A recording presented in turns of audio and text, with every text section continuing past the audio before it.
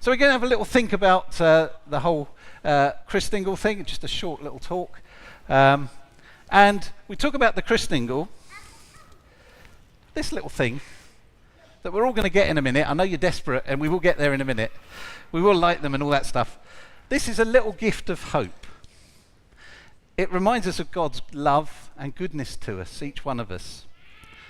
Now, we've heard about the orange and the sticks and the sweeties and the ribbon and the candle. They make up our Christingle. But we've forgotten something. What do you think we've forgotten? Not quite. Flame. Well, yeah, you could be right, but we talked about the light of the world. We will get there. The tin foil. Absolutely right. It's got tin foil on it, and the tin foil never gets a mention. It never gets mentioned, the tin foil. What would we do without the tin foil? Well, I'm going to talk a little bit about the tin foil, because all the other bits always get talked about. So I'm going to talk a bit about the tin foil. It's really important. On a Christingle, you need the tin foil because it stops your fingers getting burnt by the wax. So it does a really important job. It might seem to be the least important bit of the Christingle, but it perhaps does one of the most important jobs. So first of all, it goes unnoticed. And sometimes the Christmas story goes a bit unnoticed. It disappears into all the other stuff that's going on, and we lose sight of what it's really about. And to a degree, 2,000 years ago, it disappeared because it happened in a barn, in a stable, in a little place called Bethlehem, which was very small, in an unknown part of the Roman Empire. It could have gone by without anybody noticing. But it was important. And today, I think we do that sometimes. We allow Christmas to be overtaken by stuff. On the radio, there was a woman said, "I love everything about Christmas, but why do you have to bring religion into it?" So sometimes it goes unnoticed. The real reason for what we do and why we celebrate is Jesus, the light of the world.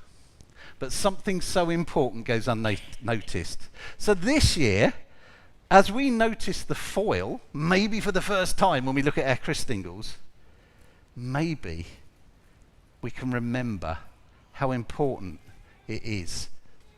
Notice the story that is behind it too. Secondly, the foil is least important. It doesn't have very much to say in our Christingle. What does that make us think of? Well, perhaps it helps us to understand that Jesus came for the least.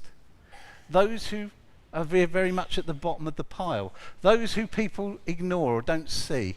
Those who struggle with their lives. Those are the people Jesus came to bring hope and healing to. Jesus didn't just come for those who are good or great, who think they've got their lives sorted out.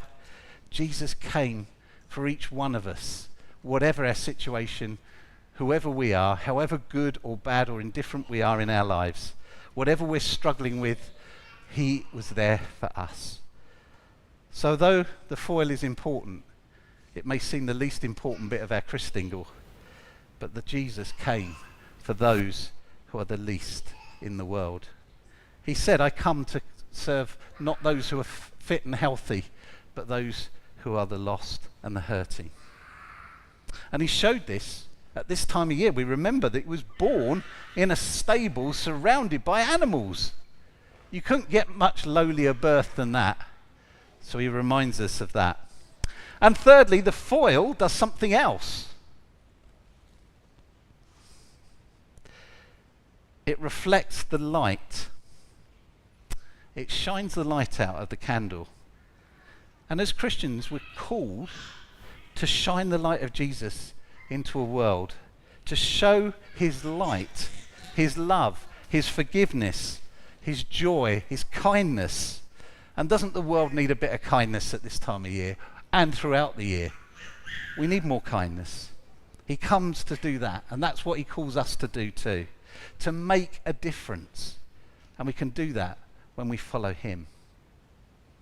So when we take our Christingle in a minute, remember that it is a gift of hope. Remember that Jesus was the ultimate gift of hope for the world. And most of all, don't forget your tinfoil.